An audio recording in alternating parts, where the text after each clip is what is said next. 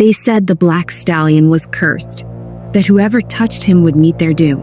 But when Lena looked into his eyes, she saw something no one else did: pain, loyalty, and a secret that could change everything. What if the monster everyone feared was the only one who could save her? The journey from Goa had been long, exhausting, and filled with uncertainty. Lena had spent days leaning against the railing of the ship, staring at the gray, endless sea, feeling both anticipation and fear swelling in her chest. The warmth and chaos of her homeland, the music, laughter, and spice-scented air seemed impossibly far away. Now, the cold winds of the Atlantic whipped at her face, carrying the salty bite of the ocean, and Lena shivered beneath her thin shawl. When the ship finally scraped against the jagged rocks of the New England coast, Lena's heart pounded with a mix of relief and dread. The cliffs rose sharply, waves crashing violently against their base. Gulls wheeled overhead, their cries harsh and unfamiliar. On the dock, villagers in muted grays and browns watched silently. There were no smiles, no welcoming hands, only eyes that measured her, whispered judgments that stung more than the cold. Her Aunt Rachel ran forward and wrapped Lena in a gentle embrace. "You will be safe here," she whispered. But the softness in her voice could not erase Lena's unease. Beside her, Uncle Matthew's grip was firm, commanding. "Welcome," he said, eyes unreadable. This was a land of rules, rigidity, and suspicion, unlike the colorful chaos Lena had left behind. Inside the farmhouse, Lena's cousins, Judith and Mercy, attempted politeness. "We'll show you to your room," Judith said. Lena followed, clutching her shawl, every glance from the villagers outside the windows pressing on her. The rooms were neat, cold, and unfamiliar. She missed the bustling streets of Goa, the market noises, the scent of warm bread and spices. Here, even the silence seemed to judge her. Yet hope arrived in an unexpected place: the stable. Two horses stood there, side by side, the calm white mare and the black stallion tossing his head violently, nostrils flaring, muscles coiled like springs. Villagers whispered that he was dangerous, cursed even, but Lena felt drawn to him, sensing a loneliness and wildness that mirrored her own. She stepped closer, extending a trembling hand. The stallion froze, ears twitching, then slowly lowered his head. Lena whispered softly, "I'll call you Shadow. We'll be all right together." The bond formed instantly.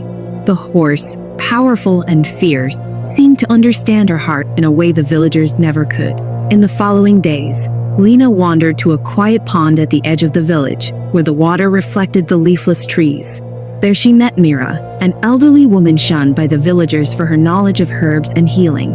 Lena felt comfort in Mira's presence, listening to her stories, learning the names of plants, their uses, and the quiet magic of the forest. Shadow, ever watchful, followed silently, his black coat gleaming in sunlight. Lena realized that even in this harsh and unwelcoming world, friendship could exist, and even hope could take root. But danger lurked in the whispers. Villagers watched from windows, muttered as she passed. Fear and suspicion seemed to hover in the air, an invisible fog ready to descend. Lena's chest tightened, but the bond with Shadow and the kindness of Mira gave her courage. She would not retreat into fear. She would find a way to thrive in this cold land, step by step, hoof by hoof, heartbeat by heartbeat. Even as she returned to the stable each evening, brushing Shadow's glossy coat and speaking softly to him, Lena knew her journey was only beginning. This new land was harsh, unforgiving, and wary of outsiders, but it was also a place where she could learn resilience, courage, and the true meaning of friendship. Shadow, powerful and understanding, had become her companion, protector, and confidant. And for the first time since leaving home, Lena allowed herself a small, bright hope that perhaps, in this strange, rigid village, she could belong. Cautious routines. Lena helped around the farmhouse, tended to chores, and spent hours in the stable with Shadow. She and Mira would visit the pond, gathering herbs and practicing simple lessons, sharing quiet conversations. But the village's suspicion was never far. Whispers followed Lena like shadows. Some villagers muttered about curses, witchcraft, and bad luck. Children were pulled inside when she walked by. Doors were closed, shutters drawn. Then the sickness came. It spread quickly, starting with the children, moving through families, leaving parents frantic and desperate. Crops failed, and winter's chill crept in, tightening the villagers' fear. Rumors flourished like weeds. Mira and Lena became targets. "It is their magic," some villagers whispered. "They curse us." Lena felt the weight of every eye on her, every quiet accusation pressing like a stone against her chest. One cold evening, the situation escalated. A mob gathered outside Mira's cottage. Torches flickered, casting long, menacing shadows. The villagers shouted, banging on doors and accusing the women of witchcraft. Lena's heart raced. She ran to the stable, where Shadow stood waiting, muscles coiled, nostrils flaring. Without hesitation, she threw a saddle across his back, helping Mira climb behind her. "Hold tight," Lena whispered, gripping the reins as Shadow reared. Then, with a powerful leap, he surged forward, hoofs thundering against the frozen earth, scattering the mob. Branches whipped at Lena's face, and snow and mud splattered her boots. But Shadow's strength never faltered. They raced through the edge of the forest, the wind biting at their cheeks. From the shadows, Daniel, the young sailor Lena had befriended, appeared. He blocked a group of villagers, buying them precious seconds. "This way," he shouted, leading them toward a narrow path that followed the river. Lena's arms ached from holding Mira, but she refused to loosen her grip. Every pounding step of Shadow's hoofs carried them closer to safety. Hours of flight followed. They paused only briefly by the river, breathing heavily, listening for signs of pursuit. "We must keep moving," Mira whispered. "The village will not stop." Lena nodded, determination hardening in her chest. Shadow's flaring nostrils and alert ears reassured her. He would not abandon them. Eventually, they were caught again, dragged to the village meeting hall. The minister, black robes sweeping the floor, glared down, eyes cold and unyielding. "Witchcraft," he proclaimed. "At sunrise, justice will be served." The villagers cheered, their anger sharp and unrelenting. Lena's voice trembled as she spoke. "We mean no harm. We heal, we teach, we care." But the minister's gaze did not soften, and the murmurs of suspicion swelled into a thunderous chorus. Inside the hall, the air was thick and suffocating. Every wall seemed to close in around Lena, the weight of fear, judgment, and hatred pressing down.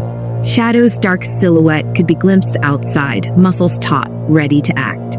Lena's heart pounded in her chest, but even in this dire moment, she felt a spark of hope. She would not give up.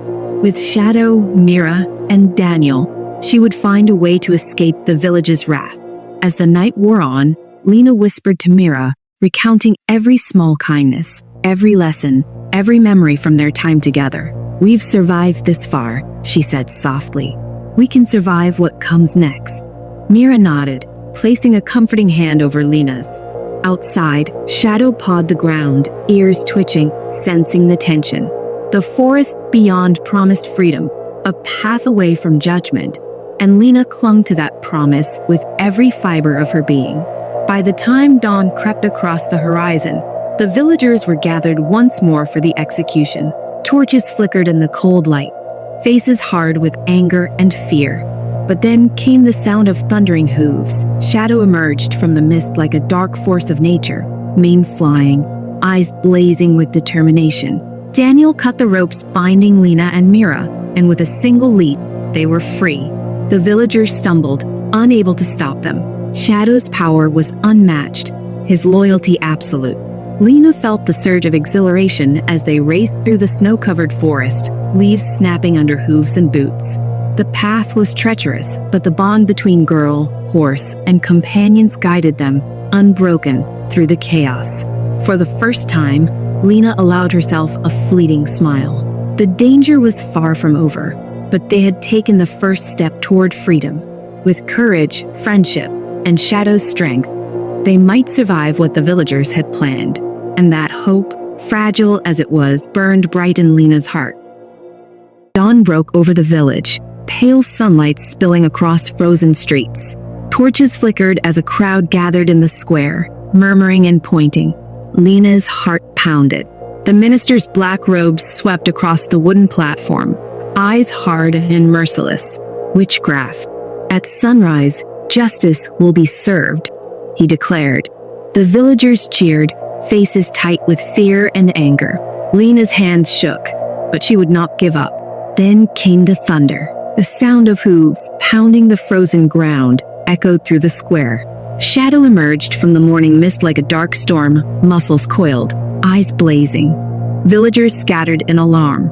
Lena's breath caught in her throat as she scrambled forward to free herself and Mira. Daniel leapt to cut their ropes while Lena pulled Mira onto Shadow's back. With a powerful surge, the black stallion leapt forward, scattering the crowd and charging through the snow-laden streets. Branches whipped at their faces, snow stung their cheeks, but Shadow's power was unmatched. His hoof struck the frozen earth in a rhythm of freedom. The forest loomed ahead, dark and tangled, promising both danger and refuge. Daniel ran alongside them, guiding them through hidden paths he had memorized, keeping watch for villagers who might give chase.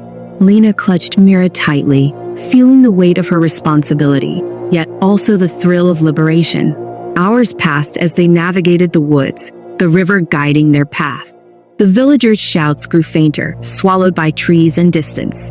Mira leaned against Lena, exhaustion written across her face. "We've survived," she whispered. Lena nodded, breathing hard, hope swelling in her chest. Shadow's ears twitched, alert to every sound, every rustle, every shadow that might herald danger. The bond between them deepened, a silent promise that he would carry them safely through. At last, they reached the riverbank, where a small boat waited. Ships in the harbor stretched their sails to the morning wind, promising a world beyond fear. Lena slid from Shadow's back and pressed her forehead to his dark mane. "You saved us," she whispered. Shadow snorted softly, acknowledging their unbreakable bond. Mira climbed aboard with Daniel's help, Lena following. As the boat drifted into open water, the village faded into memory. Lena gazed at the horizon, heart light for the first time in weeks. Freedom was not merely absence of danger. It was the choice to live, to find friends, and to create a home in a world that often rejected outsiders. Shadow pawed at the shore one last time, then galloped into the open plains, wild and free. Lena smiled, thinking of the journey they had endured. The cold voyage, the judgmental villagers, the terror of the mob, and the darkness of the court. Each step, each challenge had forged courage, friendship, and resilience. In a world so rigid and unforgiving, they had found hope, a bond stronger than fear. The black stallion, the wise Mira, and the brave Daniel had shown her that even amidst hatred, loyalty and love could survive. As the boat carried them farther from the village, Lena allowed herself a deep exhale. Shadow would always be with her, in her heart, in her memories, in the wild freedom he represented. The world stretched wide and open before them, filled with possibilities, adventures, and new beginnings. And for the first time since leaving home, Lena felt truly safe, truly alive, and truly free. Together, girl, horse, woman, and sailor had escaped the fear and suspicion that had once threatened to destroy them. They had found friendship, courage, and the chance to start anew. The village behind them could no longer define their lives. Ahead lay the open world, a place where they could choose their own destiny, guided by trust, loyalty, and the unbreakable bonds they had forged through fire, flight, and love. And Shadow, wild, fierce, and magnificent, would always lead them onward, a symbol of the freedom they had fought so hard to claim. They called her a witch, but she found freedom where fear once lived. They tried to break her, but she learned to run with the wild and love what others feared. Maybe the world will always chase what it doesn't understand, but the question is, if you had the chance to break free from your fears, would you take it?